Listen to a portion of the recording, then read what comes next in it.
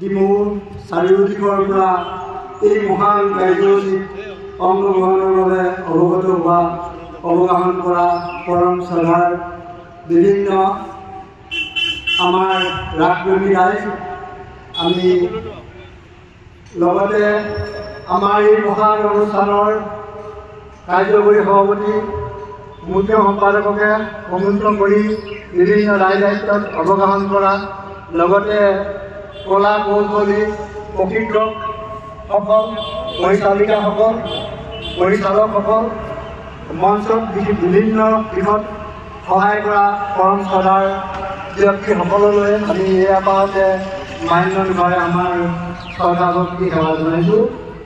আমি এই আপাহতে ৰাসৰ সম্বন্ধে দুটিমান দায়িত্ব আপোনালোকৰ আগত দাঙি ধৰিব বিচাৰিছোঁ। পোনপ্ৰথমবাৰৰ বাবে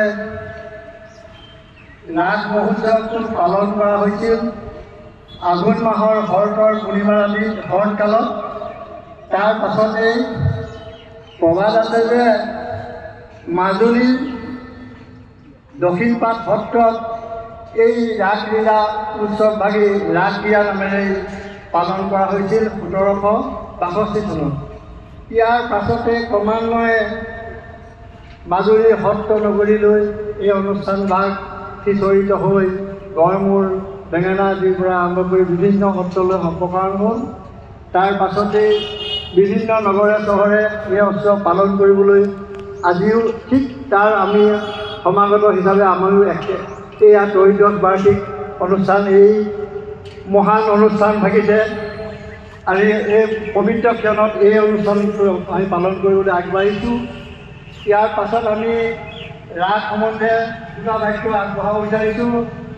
ৰাস ক্ৰিয়াৰ তাৎপৰ্যটো এনেধৰণৰ, মণ্ডলিত নৃত্য নৰ্তন, ইয়াক ঘূৰণীয়াকৈ নচা বা নৃত্য কৰা। অন্যহাতে ৰাস ক্ৰিয়াৰ তাৎপৰ্যটো এনেধৰণৰ, মণ্ডলীকৃত, ইয়াক মণ্ডলীকৃত নৰ্তন বুলি কয়। ই ঘূৰি ঘূৰি এজন নৰ্তকক লৈ মাজত লৈ ৰস, শব্দ আৰু ৰসেৰে ভৰপূৰ হৈ ভগৱন্তৰ আশীষ লাভ কৰাটোৱে হ'ল ৰাস ক্ৰিয়াৰ তাৎপৰ্যটো। আমি এনেধৰণে এই একাষাৰ আপোনালোকৰ আগত দাঙি ধৰোঁতে হোৱাত এটা অপৰাধৰ মাৰ্জনা কৰিবৰ বাবে আমি পুনৰ সভাপতিৰ চৰণলৈ সেৱাভাগ অৰ্পণ কৰিছোঁ।